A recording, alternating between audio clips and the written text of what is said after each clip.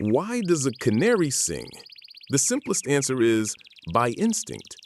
But the answer from a master breeder is it sings because all the conditions for perfection have been met. The song is not the goal.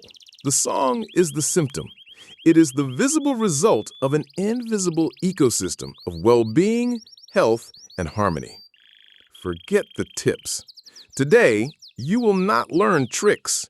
You will be initiated into the 10 commandments of elite management, a manifesto that separates common breeders from true maestros. If you seek excellence, your training begins now. Commandment 1. The Artist's Sanctuary. The cage is not a house. It is the studio, the stage, the sanctuary where the art happens. Horizontal space is not a luxury. It is the condition for the flight that strengthens the singing muscles. The perches are not mere supports. They are physiotherapy tools. Natural branches of varying diameters keep your tenor's feet healthy and agile. The location? Think like an art curator. Indirect natural light, silence, stability, away from chaos, close to the tranquility where inspiration flourishes. Commandment 2. The Alchemy of Nutrition. A Stradivarius is not made with common wood. The voice of your canary will not be built with poor food.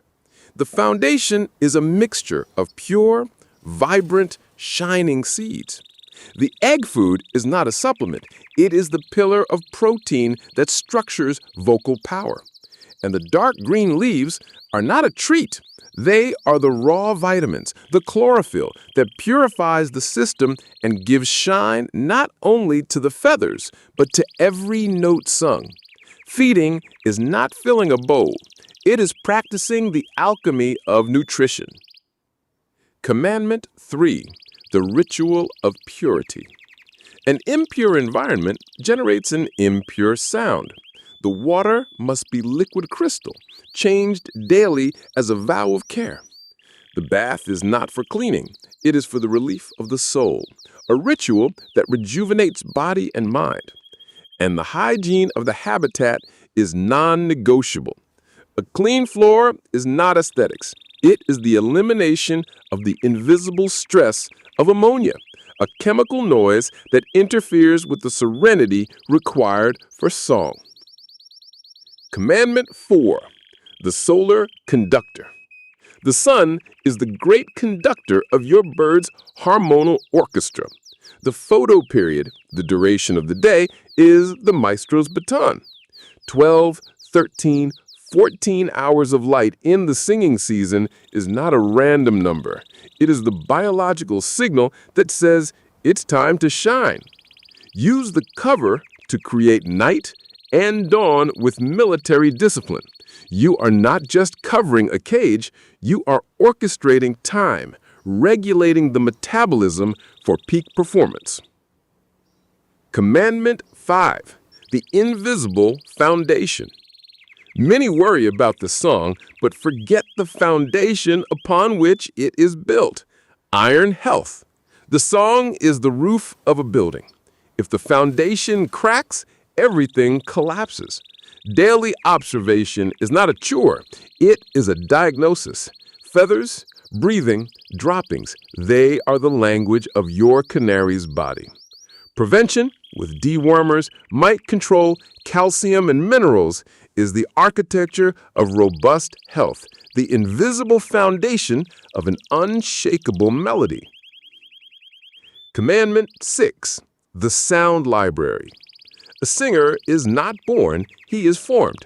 Sonic stimulation is his education, his library of references. The song of an older master is the university.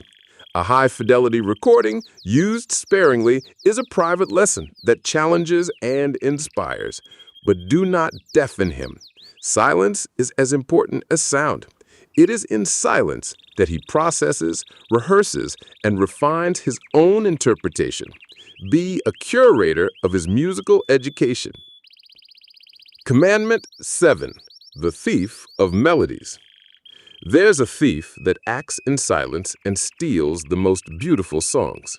Stress, the shadow of a predator, abrupt hands, constant changes of environment, these are shocks that lock the throat and silence the soul. Your handling must be like a breeze, not a storm. Create a fortress of security. A canary that sings in fullness is, above all, a canary that feels no fear. Commandment 8. The Flame of Rivalry. The song is the ultimate expression of male vitality. It is a declaration of dominance and a serenade of seduction. Using this primitive force is an advanced technique. The sight of a rival or a controlled reflection in a mirror can be the spark that ignites the competitive instinct and transforms a timid song into a powerful statement. Use it wisely, like adding a rare spice to a refined dish. It is fire, and with fire you do not play. Commandment 9. The Vow of Silence. Every great artist needs a recess. The moult is your canary's sacred vow of silence. It is the time when energy is diverted from the voice to the regeneration of the body. Respecting this silence is the sign of your wisdom. Forcing song in this phase is a cruelty that will compromise the entire following season, but instead reinforce nutrition. It is in the silence of the moult that the strength for the next opera is accumulated. And we arrive at the final commandment, the most difficult and the most powerful: patience. A canary is not a machine. It is a living being with its own rhythm, its own personality.